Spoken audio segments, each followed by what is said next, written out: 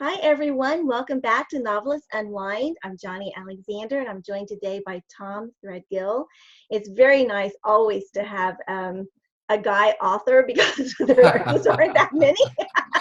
And so I'm always just thrilled when we can have someone here, a guy. And we're going to be talking about his latest book, Collision of Lies. Tom, I'd love for you to show us the cover. And Sure, I can do that. yeah, show us that book. That's it. Ta-da! And tell us a little bit about you and about the story and the fun way that you were inspired to write this specific story. Sure, be glad to. First, thanks for having me on. Oh, thank you. Collision of Lies is actually the fourth book I have published, but this is a brand new series for me with a brand new publisher, so I'm very excited about that. It just came out a couple of days ago, February 4th. Congrats. Thank you. It's been a long process, a long journey, but it's finally seen the light of day. So, and I write thrillers, suspense. I'm a Christian and an author, so my books are not necessarily faith-based, but they don't have profanity, sexual situations, that kind of stuff. They are police procedurals, so there is a little bit of, gore here and there, but nothing over the top. At least I don't think it's over the top. Different strokes for different folks, right? I'm sure somebody will leave me a review. I'll get a review now saying, "Oh, it's way over the top." But regardless, Collision of Lies is a story about a female detective, Amara Alvarez, in San Antonio. She does not work homicide. She's actually in property crimes. And she stumbles into a little bit of a mystery. In fact, this is more of a mystery than the books I've written before as to what may or may not have happened in a major incident involving a train collision and a school bus. Oh, wow. And so most of the book is about what really happened and is what you believe the truth about what happened, and then we follow along with her as she goes through that process. So my favorite book to write so far. I think I felt a little freer writing this one and developing my characters. And I guess every author looks back at their other books and think, "Oh, I could have done so much better with that." True. So and I'm just looking at this. Yeah, I know. Thank goodness, I guess. It's better than the alternative. But so I really enjoyed writing the book. Really enjoyed developing the characters in the book. So I think right now it's my favorite. Great. It's probably because it's the one that's freshest to me. It's like asking you to pick among your children. We all know you can do that, but it's not polite to say that, right? So they accuse you of that anyway. They do, and I don't deny it. So Oh, that's fun. Well, tell us about that what if question that inspired you to write this specific story. The way I write, I don't plot. I don't think of idea. It's basically I just look around, and for whatever reason these things pop into my head. And we were at breakfast one morning, my wife and I, and we're watching. I was watching this woman at another table who was alone, and of course, she's got her cell phone out, and and she's texting or whatever. Which, by the way, I despise texting, but I'm showing my age, I'm sure. And I got to thinking, I wonder who she's texting with, and wouldn't it be weird if she got a text from a person she didn't expect to get one from? And in this case, that developed into she got a text from her son, who was, for lack of a better word, dead, deceased. And I don't write paranormal. It has to be real. So that developed into, so if her son did send the text, how is that possible? And if it wasn't him, then who was it and why? And that's where the story kind of evolved from there. And then I typically will take that, write a first chapter, and then go from there. So. Wow. That's amazing to me. Like, I've written Seat of the Pants, and I also have written plotting, Right. both Right. ways. And to write a suspense, I think would be really both exciting and hard to write from the seat of your pants, because I get that whole and I love that too, the characters are surprising you and you don't know Right. exactly where they're going, but then you can get stuck. And I have been stuck. But to me, I have tried doing some plotting, and even with the sequel that I'm working on now, Mhm. kind of sketching out these big moments in the story, and it just doesn't work for me. Yeah. There will come points in the book where, I'll know several chapters ahead what's going to happen, and Sure. or even at some point, I'll realize, okay, this is how this book's going to end, because I don't know when I start. I mean, obviously, there's a very vague concept, but you're right. It leads to I won't say a lot of rewrites, but it does lead to, I've got to go back and make sure this, I drop a hint here or these clues are in there. Right. So I end up taking a lot of notes as I go through, make sure Yeah. you do this, make sure you do that kind of stuff. So, Oh, that sounds like a really good approach. I kind of do that too. Like I'll go back at the beginning of the chapter and say, okay, remember this or think about yeah, this, or yeah, and yeah, have a yeah. little notebook too where I'm writing things down. Yeah, that's really cool. So tell us about your writing journey. So you've published other books, I believe. Is it the Jeremy Winter series? Did I get that right? It is. You are Okay. right. It is the Jeremy Winter series. It's a trilogy, um, available on Amazon now. Yay. It was designed as a trilogy, so but it's been very successful. So there may or may not be other. Well, there are definitely other stories there. Whether I'll write them, I don't know. Yeah. So I actually started writing 8 or 9 years ago. I want to say it wasn't anything I'd ever had a big, urge to do, desire, and it started on a little bit of a lark. Um, uh, for my wife and I's 30th anniversary, I wanted to do something a little different. I was going to kind of just make something up and write this story, and it turned out to be, as all, I guess, first stories are, hideous. And hopefully as long, I've deleted it everywhere I know how to delete it, so hopefully there's no trace of it left. But from there, and yeah, I know, and that's when I realized, that writing is a craft and you have to learn to do it. There's more to it than sitting down and typing or writing. So several conferences, a lot of books, a lot of beta reading and feedback and this and that and the other, has got me to where I am now. So. Oh, great. Yeah, I think that's so important. And, and I tell aspiring writers all the time, you need to go to conferences, you need Mhm. to be in a critique group. Right. Both of those are just such important things to do if you want to grow as a writer. Well, exactly. And it can't be, you know, friends and family are out. They're Yeah, going to tell you, they're going to be afraid of hurting your feelings. true. You want to find the person that's going to, be honest with you, Hmm. and tell you, because otherwise the book is not going to be as good as it can be. And that's hard to take. I still don't take criticism very well, and I still look at my reviews now and then, and I'll nitpick a 4-star review sometime and say, what is she talking about?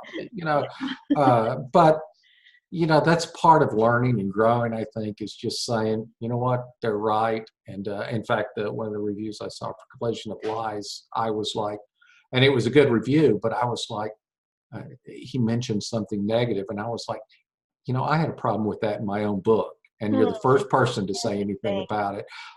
So I wondered if anybody else would. So you acknowledge that and move on. Well, that's the best thing to Yeah. do. Yeah, I've had those kind of experiences too, where there's a recent review, but it was for my first novel, and she talked about being jumpy. And I'm thinking, the last time I read it, because I was going to be talking to a book club, so I had, kind of skimmed through it and had that same feeling like, wow, I really jumped time here. Hmm. So she was right, but it's like, but it was my first novel, and it was a long, it was covering all Yeah. the World War II years. So I mean, you had to You know, jump I time. know, and I find that, the more I've done this and the more authors I talk to, the more I realize that we're all pretty much the same in certain aspects, because, people will mention something about this happening in a book, and I'm like, I don't remember writing that, but if you say so, I guess so. Or Yeah. somebody's going to ask me questions about one of my books. I'm like, well, let me look. Hold I on. know. You know, I wrote it, but I don't remember it. Oh So my gosh. And it's hard. I mean, I'll forget characters' names and you think I you'd know. never forget those I things. But know. there's, after you've written several books, it's like they also I know. I know. It's true. It's true. it's So true. It's true. So you live in Tennessee and not anymore. not anymore. I just moved back to the Dallas area a little Oh, over right before Christmas, a little over a okay. month ago. So Wow. Did you guys have snow today? yesterday we had sleet. It was Oh, cold, and it's pretty ooh, cold again today. But you know, I'm a writer. I work from home, that's so right. That's right. So kind of spoiler because if you're watching this video, it's probably April and spring. yeah, that's right. That's right. But yeah, That's right. we had snow yesterday. Uh, and Here in where are you? Oklahoma. Where are you, Johnny? Tulsa, Oklahoma, Broken Okay, Arrow. Yeah. you're not too far. No, Yeah. no, no, not at all. Not at all. So, but you lived in Tennessee for a while, but your story takes place, Collision of Lies takes place in San Antonio, which I have Right. unfortunately never been there. Would love to Ooh. go there. San Yeah. Antonio. We lived in Dallas. Well, we were in Tennessee for 9 years, and then outside the Dallas area for the prior 9 or 10 years. So we're kind of moving back here. Mhm. So, and I used to travel a lot for work and have been to San Antonio more times than I can count. And it is a really, really great Everyone says city. that. Yeah. It is. It is. Yeah, it's like any city. You need to be aware of where you are and when you are. But it's the Riverwalk and that area, and it's a little bit touristy, but there are places that are just fabulous. And I picked that setting because for that very reason, it's the culture there. There's so many unique events and places to go that it just is a world of possibilities. And when you compare, at least in my mind, San Antonio to Dallas, Dallas can have a little bit of an overwhelming feel Mhm. and a little bit of I hate to just say sterile feel, but it's a Mhm. big city. And, It it has its little neighborhoods and this and that and the other. But San Antonio, I really, really like. So that's why I chose to set it there. And that's why my protagonist is Hispanic. It's, is. their culture is just pervasive in San Antonio. And I find that, almost mesmerizing to see, the colors and Yes. all the stuff, the food and, start me on the food, but, all that. I just love everything about that. So Yeah. And one thing I think is really interesting about your character is that she has a pet iguana. she does. She does. And I did not realize that until she told me that. And it Don't you was, love that? it was like, people say, why an iguana? And I'm like, because that's what she has. She said. I can't, she's not a dog person. She's an iguana person. Yeah. So she Have you does. ever had one? Never, and never would. Required a lot of research on my part, but they're interesting animals. But she wanted, the I don't really go into why she has an iguana, other than I think at one point in the story she makes a comment she's divorced Mm-hmm. and was married too young, and that's pretty common, too common. But her only comment about Larry is she got him right after the divorce, and she pretty much thinks, well, I went from one reptile to another. And if so, that's the only comment I make about that. So, That's funny though. Oh goodness. Well, so I also know you were or still are on the pub board mhm, at Lighthouse of the Carolinas in their for their thrillers and suspense. right, So I which I think that's really interesting. I don't know that I've ever had interviewed an author who was also on a pub board. So you're kind of mhm, seeing it, from both ways. right.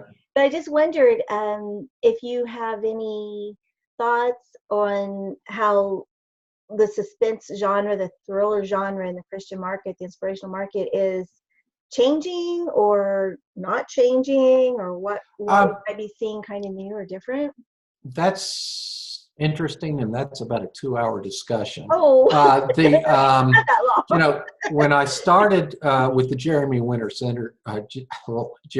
series, Uh-huh. it had much more of a faith-based element in it, primarily because I was targeting the Christian market, Mm-hmm. and they were just, not having it. the publishers primarily, not because of the writing, but just because, this character's divorced or this, it was very much, that was a time, and we're talking 4 or 5 years ago when, Amish ruled. And it was, readers want to know what to expect, and that's not really what I do. So I think now that has transitioned much more from Christian suspense to clean suspense. And the bottom line is, I think that and this is nothing more than my opinion, for Christian publishers to survive and reach new markets, that's the route they're going to have to take. There's a line in the sand that says there are readers who definitely want to read, God is all through this novel. Sure. And then there are readers who want to read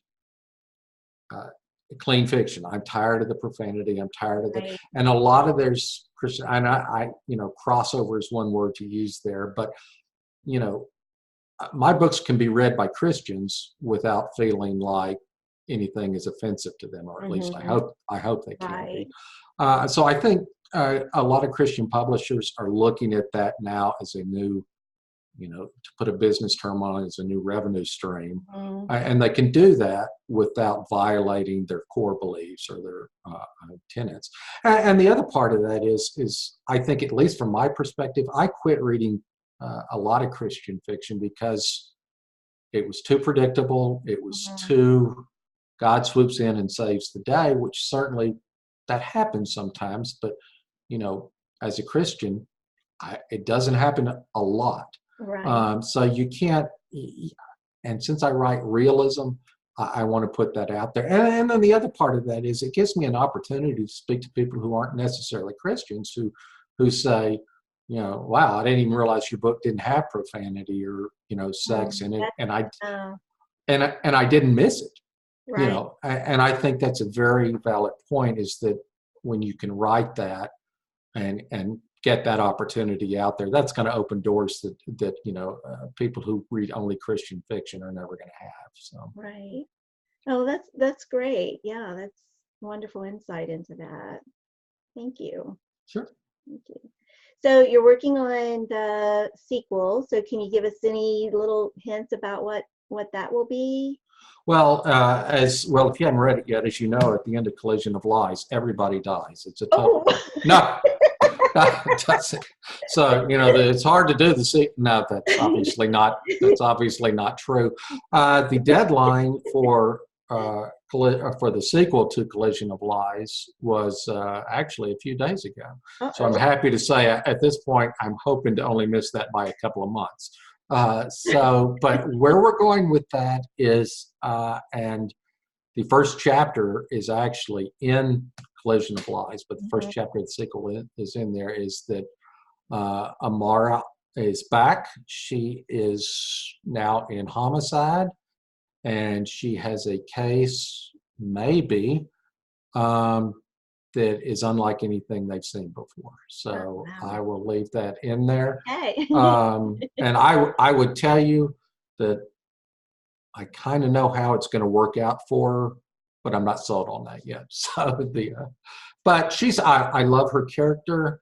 I am going to have to do some rewrites, because I will tell you that most of the reviews I've seen for Collision of Lies, everyone mentions how much they love Larry, the iguana. And of course. in the first go through, Larry barely has a cameo in the sequel. So, by the time I'm done, he may be on the cover. I don't know. So, who knows? So I've got to put more Larry in the book. Got to have Larry in there. Right. Wow. Well, the last question that I try to always remember to ask my guests is, when you're all done with the book, so you finished a few and you're working on this one, but when you're done with the sequel, what will you do to unwind? I don't know. It seems like I've always had to go straight from one to the other. That's where I'm right now. There's no time. And if I don't, I kind of feel like I lose momentum on everything. But what I will hopefully do is take a vacation somewhere with my wife. Maybe to San Antonio. Yeah. No, No, because I feel like I've been there. I do so much research on it and all that kind of stuff. So I don't know where we'll go, but it'll be somewhere where I won't think about writing for a week, and then just start, prepping for the next one. Because in this industry, you always have to be working on Oh, one or two at a absolutely. time. So Yeah. that's and for me, I enjoy writing the beginning of a book so much that it's like that first chapter is like almost like vacation for me. It's everything after that that slows me down. So Yeah, that's, I like writing the first chapter too, and maybe the mhm. second. But what I like really is I love writing, but I love rewriting. For me, that's Yeah, your part of it, I am right there with you. I enjoy the rewrites of my books much more than I do the first go Because through. then So you've got the story and you can really let right, the words sing and, and do all of that and smooth I out the edges. And yeah, so for me, the revisions are where it's at. yeah, I agree with that 100%. My revisions now, when my editors send it back, Well, there's not yeah, so much, but yeah. my revisions I like. Yeah, I like going through them the second, third, and fourth time. Well, Tom, this is it truly has been a pleasure. You've been a great guest, and just Thanks. why don't you show us your book one more time before we close out? Okay, it Remind is everybody, Collision of Lies. Illusion of Lies. It's You'll link available it. everywhere books are sold, Amazon, Baker Publishing. You can go to my website, tomthreadgill.com. Anywhere you want to go, you'll find it. So, You'll find it. And I loved your tagline. I meant to mention that before too. Smart suspense. And right. and just reading the opening, I definitely can see that. And it does just draw you in. It's like it was hard to put it down, and I needed to because I had to go do something. But yeah, I mean, you do just you want to get into it. So Great. all That's my right, well, goal. thank you. Thank you so Thank you. much. And thanks Thanks, everybody Johnny. for watching, and join us again next time on Novelists Unwind. Bye bye.